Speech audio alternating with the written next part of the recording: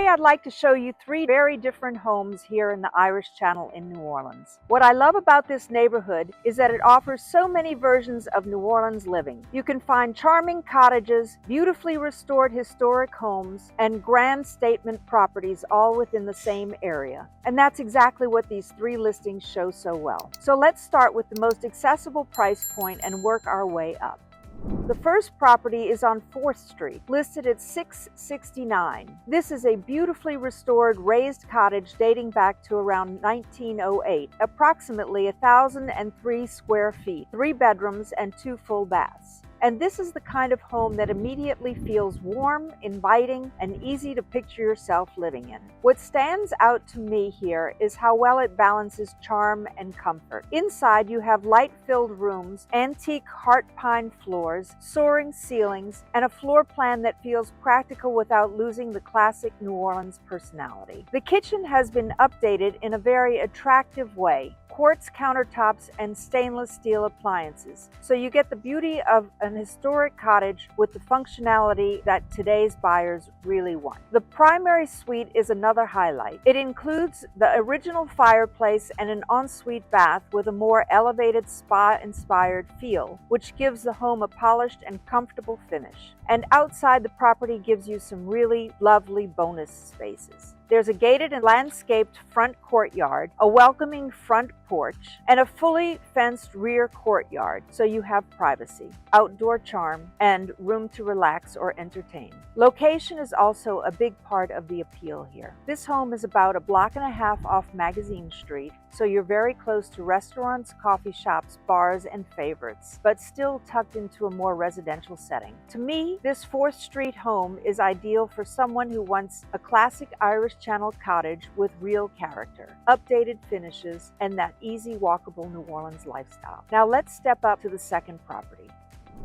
Now here we are on Constance Street, just 1 block off of Magazine. This house is listed at $900,000. The home offers approximately 2,166 square feet with 4 bedrooms and 4 baths, and it brings a very interesting combination of historic detail, thoughtful renovation, and flexibility. This is a beautifully restored 1880s East Lake style Victorian, and what makes it so compelling is that it has kept so much of the original architecture that gives these homes their soul. You still have features like original hardwood trim, wainscoting, pocket doors, transoms, mantels, and exposed brick, which create that rich historic feeling buyers are so often hoping to find in the Irish Channel. At the same time, the home has been updated for modern living. The current layout works as a spacious 4-bedroom residence filled with natural light and open living areas. The updates include quartz countertops, hardwood flooring throughout the main living areas, kitchen and bedrooms, tiled bathrooms, as well as updated electrical, a newer roof and gutters, and 1 HVAC system installed in 2015. This is not just a beautiful old house. It's a property that has already had meaningful improvements made to support everyday livability. And then there's another layer that makes this especially interesting: flexibility. Because the home still has separate utility meters, it offers the option to remain a single-family residence or potentially be reconfigured back into a true duplex. That creates a very attractive opportunity for a buyer who's thinking not only about lifestyle, but also long-term value, future income possibilities, or a more flexible ownership strategy. There's also a private brick courtyard and a large outdoor storage or work shed, which adds practical usability to the property. And on top of that, there is currently a month-to-month tenant paying $4,000 per month, which may appeal to someone looking at this from an investment standpoint as well. So in my view, this property sits in a really interesting middle position. It has more scale than the cottage on 4th Street, more flexibility from an ownership standpoint, and a strong blend of architectural integrity and practical updates. It's a property for someone who loves historic character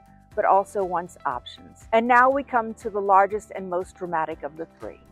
And now we come to the largest and most dramatic of the three. This property on Magazine Street, listed at $1,485,000, is truly impressive. It is a three-story Queen Anne Victorian, offering approximately 4,325 square feet, 5 bedrooms, and 3.5 baths. This is the kind of house that makes an immediate statement. It has that unmistakable New Orleans grandeur, the architectural presence, and the kind of original detail that makes a home feel truly special. Inside, you'll find 12-foot ceilings, floor-to-ceiling windows, stained glass, a gorgeous wood staircase, and 9 marble fireplaces. Those features give the house a level of elegance and drama that is very hard to replicate. What I also like here is that the home offers flexibility in how it can be used. It is currently functioning as a 3-bedroom home with a full primary closet room and a 3rd-floor entertaining level, but it could also work as a 5-bedroom property, depending on the buyer's needs. So whether someone is looking for a home with formal character, room to entertain, an extra guest space, or simply more presence and scale, this home delivers on all of that. And then you go outside and the lifestyle appeal gets even stronger. You have a heated pool, a wraparound front porch, which is such a beautiful New Orleans feature. It gives you room to entertain, unwind, really enjoy the atmosphere of the neighborhood. And of course, the address itself is part of the draw. Being directly on Magazine Street places you in one of the city's most iconic locations. You're close to restaurants, shopping, neighborhood, energy, and major seasonal events. And you're also well positioned between the Irish Channel and the Garden District, with easy access to St. Charles Avenue and all of the lifestyle advantages that come with it.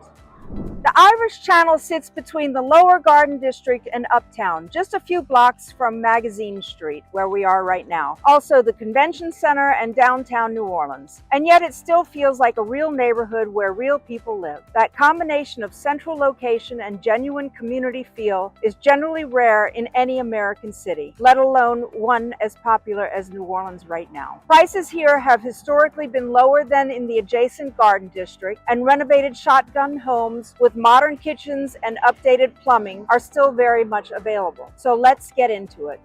Same uptown address, very different price tag. Most people shopping uptown New Orleans go straight to the Garden District, and honestly you can see why. Oak-lined streets, grand columns, deep front porches, and homes that take up half a city block. It's a striking place. But there's a neighborhood sitting right next door that gets you almost the same address for a lot less money, and most buyers never even think to look for it. The Irish Channel shares a border with the Garden District. We're talking a few blocks apart. You've got the same Magazine Street running right along the top of both neighborhoods. Same restaurants, same coffee shops, same walkable access to downtown and the convention center. The historic uptown feels is there in both, but the price difference between the two has historically been very significant, and that gap doesn't come from nowhere. So why does it exist? If the location is nearly identical, what exactly makes the Garden District homes command so much more? It comes down to what it was built for there and who built it. The Garden District is full of large Greek Revival and Italianate mansions, homes that went up in the mid-1800s, built by wealthy merchants who had money and wanted everyone to know it. Wide lots, high ceilings, grand staircases, ornate ironwork on every railing and balcony. These were not modest homes. They were statements. The Irish Channel went up right alongside the Garden District, but for a completely different kind of person. Dock workers, canal laborers, people who needed a place to live close by to where they worked, which was right here along the river corridor between Magazine and Tchoupitoulas. They built small, narrow wooden homes on tight lots with tight budgets. Functional, modest, and built to last, but not built to impress. So that original class divide created two very different housing stocks sitting side by side. The Garden District got the mansions, the Irish Channel got the shotguns and cottages, and that's still what drives the price difference today. Scale and prestige cost money. They always have, but here's where it really gets interesting for buyers right now. The Irish Channel has been renovated extensively over the past last couple of decades, buyers came in and saw the bones of these historic homes and started putting money, serious money, into them. And what you're finding inside a lot of these shotguns and Camelbacks today is genuinely impressive. Quartz countertops, custom cabinetry, updated bathrooms with real tile work, new electrical panels, new plumbing, finishes that you'd expect in a home priced significantly higher. So what you're really paying for in the Garden District is scale and prestige. The square footage is bigger, the lots are wider, and the address carries a name that people recognize. What you're getting in the Irish Channel is character, location, and completely modern living at a price point that actually makes sense for most buyers. And that's not a small thing. When you can walk to the same Magazine Street restaurants, sit in the same historic uptown neighborhood, and come home to a fully renovated house with a front porch and original heart pine floors, all while spending meaningfully less, that's a real advantage. That's not selling. It's a smart read on where the actual value is. The Irish Channel isn't a compromise on the Garden District. It's a different value proposition entirely. One neighborhood is selling you prestige and scale. The other is selling you character, community, and modern living at a price that leaves room for your budget for the rest of your life here. For a lot of buyers, especially people moving to New Orleans for the first time, that second option is genuinely the smarter move. And to really understand why this neighborhood feels the way it does, why it has such a strong identity, even sitting in the shadow of one of the most famous addresses in the South, you have to go back to where it actually came from. Why Irish immigrants built this neighborhood and what they left behind. The name Irish Channel sounds something like a real estate developer cooked up to make a neighborhood sound more interesting. It's not. The neighborhood earned that name through hard work, hard living, and a community that built something real out of very little. In the early 1800s, waves of Irish immigrants landed in New Orleans with almost nothing in their pockets and an immediate need for work. The city was growing fast, the port economy was booming, and there was a massive construction project underway, the New Basin Canal, which was being dug to connect the city to Lake Pontchartrain and open up new trade routes. That canal work was brutal. We're talking dangerous conditions, low pay, and a mortality rate that was genuinely devastating. Disease, heat, and flooding killed workers at a staggering rate. These were not immigrants who arrived and opened a shop on day one. These were people who showed up and immediately started digging in the mud, in the heat, in one of the most punishing environments in North America. So they settled close to where they worked, right here along the riverside of Magazine Street between Jackson and Louisiana Avenue. And they built small, tight wooden homes that fit narrow lots and tight budgets. Nothing fancy, just solid, practical shelter for working families who needed a place to come home to after a long day on the canal. Over time, Germans, Italians, and free people of color also moved into the channel. So it became something more layered than just an Irish neighborhood. But the Irish identity stuck deep in the culture, deep in the personality of the place.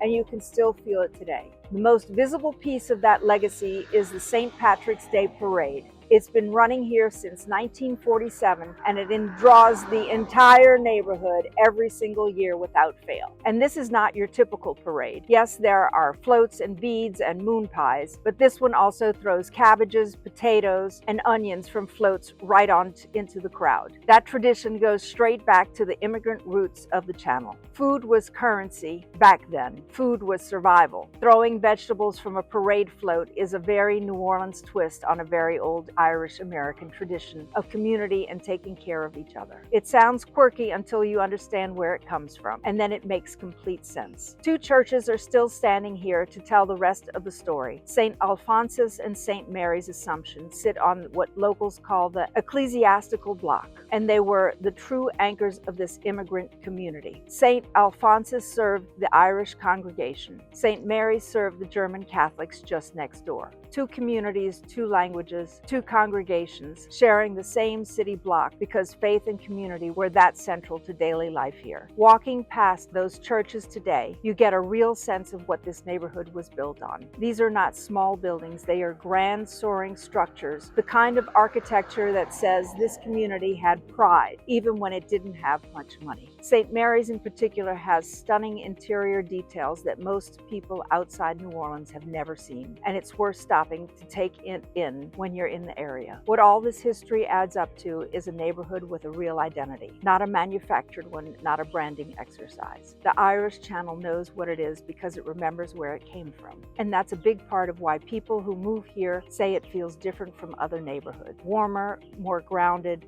more like a place where people actually know each other. That feeling lives in the streets themselves, in the architecture, in the way the homes sit right up close to the sidewalk with their front porches facing outward.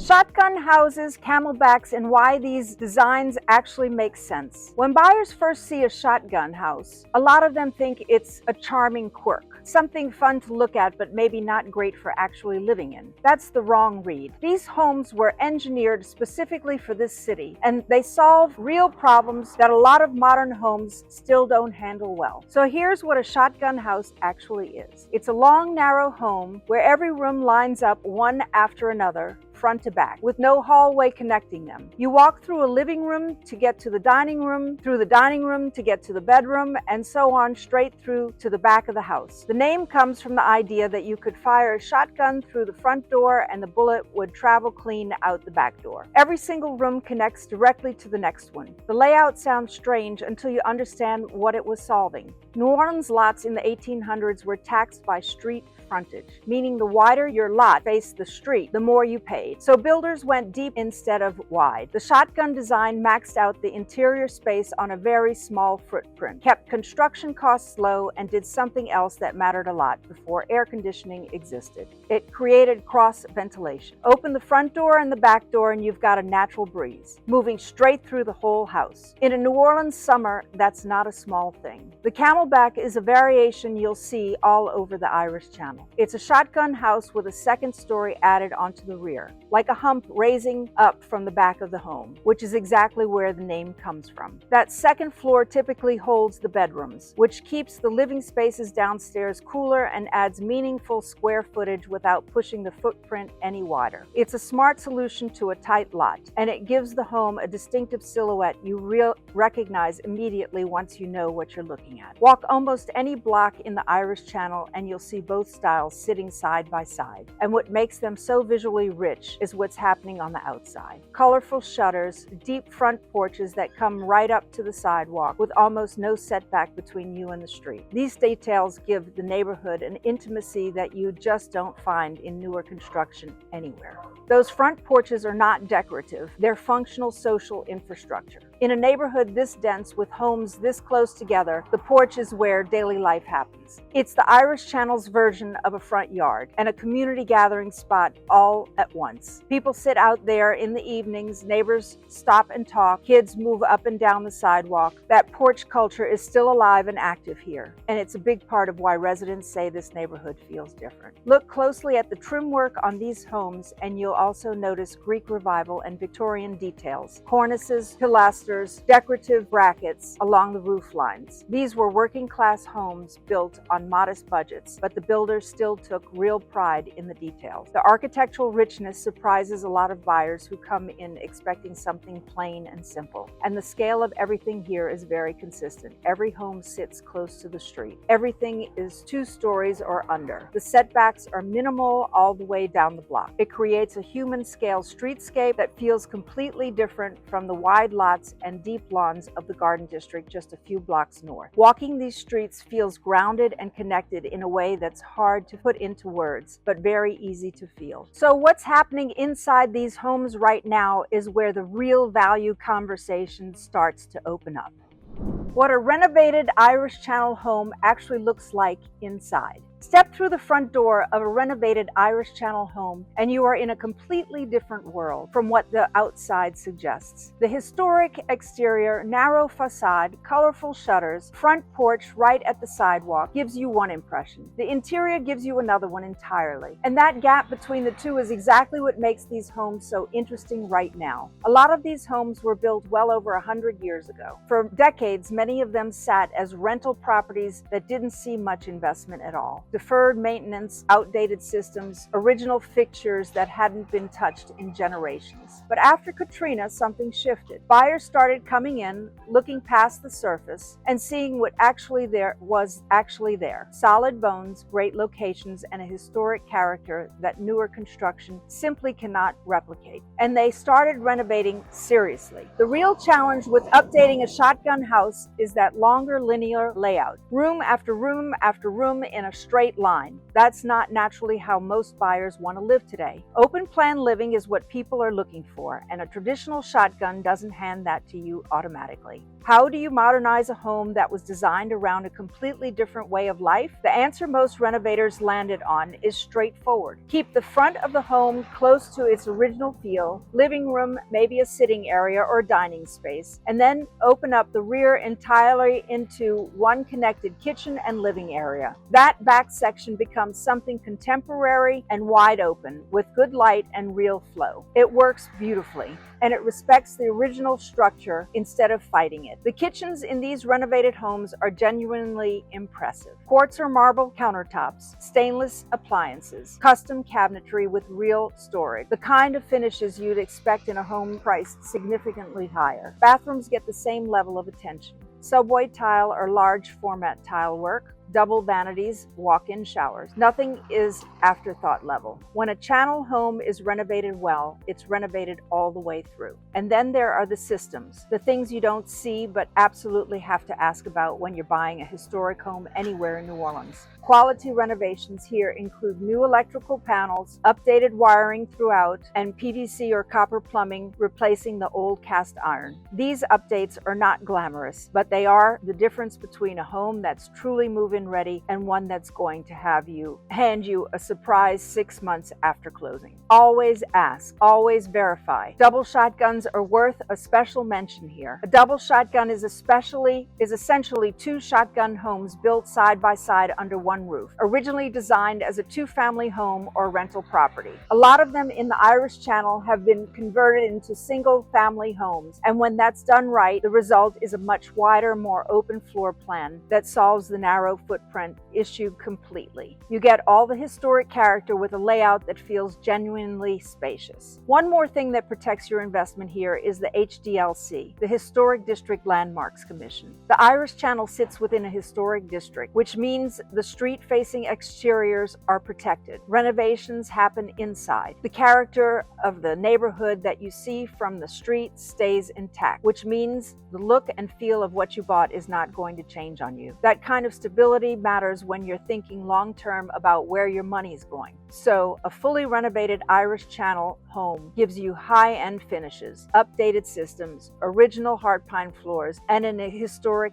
exterior, all at a price that's still meaningfully lower than what you'd pay for comparable finishes just a few blocks north in the Garden District. That's the real value story.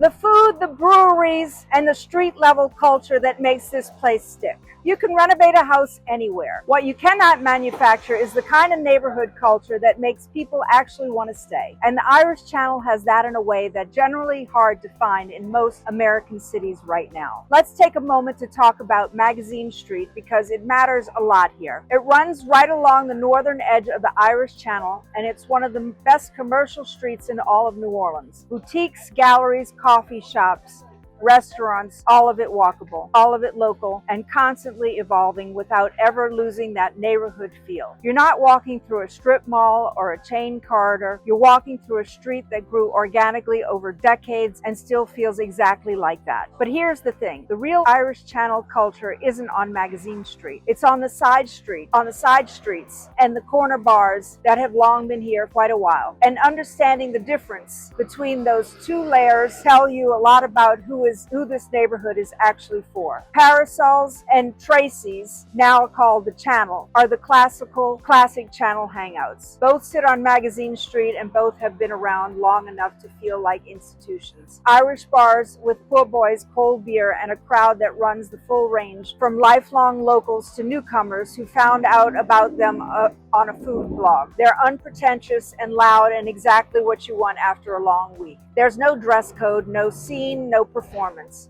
just good food and cold drinks and people who are genuinely happy to be there. Turkey and the Wolf on Jackson Avenue is a different kind of place. It's been named one of the best new restaurants in America, and it draws serious food people from all over the city and beyond. The menu is creative, the vibe is completely casual, and it's the kind of spot that signals a neighborhood growing without trying to become something it's not. That balance is rare, and the Irish Channel pulls it off naturally. On the brewery side, NOLA Brewing sits right on Chapatulas near the river and has become a real community anchor. Tap room, outdoor space, local events throughout the year. It's a place where neighbors actually gather, not just a spot to grab a drink. Meow Brewery and Tap Room adds another option close by, and together they've built out a craft beer culture that fits the channel's casual, locally driven personality perfectly. Neither one feels corporate. Both feel like they belong here. There's also an arts layer in this neighborhood that doesn't get talked about nearly enough. Galleries, artisan markets, and small creative businesses are woven through Magazine Street and the surrounding blocks. It gives the neighborhood a real creative energy without it ever tipping into feeling like a curated scene. This is more like a working creative community, people who actually live here and make things here. And that's a very different feel from a neighborhood that's been dressed up for visitors.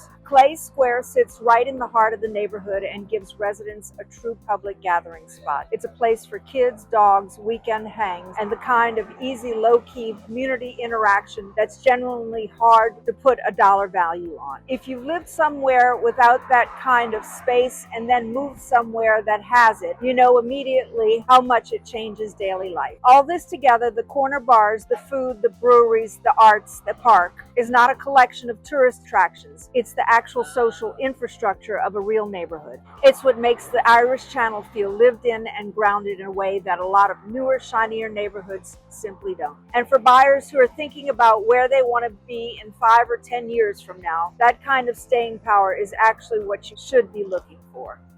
So here's the honest bottom line on the Irish Channel. You're getting a historic neighborhood with a real identity, walkable access to everything Uptown has to offer, and renovated homes with modern finishes at prices that are still meaningfully lower than the Garden District right next door. The gap has been closing since Katrina, and it will keep closing as more buyers figure out what this neighborhood actually offers. If the Uptown corridor is on your list, the Irish Channel deserves a real look, not as a backup plan, but as a first choice. Feel free to reach out directly. All of our contact info is in the description below, and we love helping people make a smooth move to the Big Easy. Hit that subscribe button and tap the notification bell so you'll never miss an update. And check out our next video where we do a full map tour of the Uptown neighborhoods so you can see exactly how the Irish Channel fits into the bigger picture.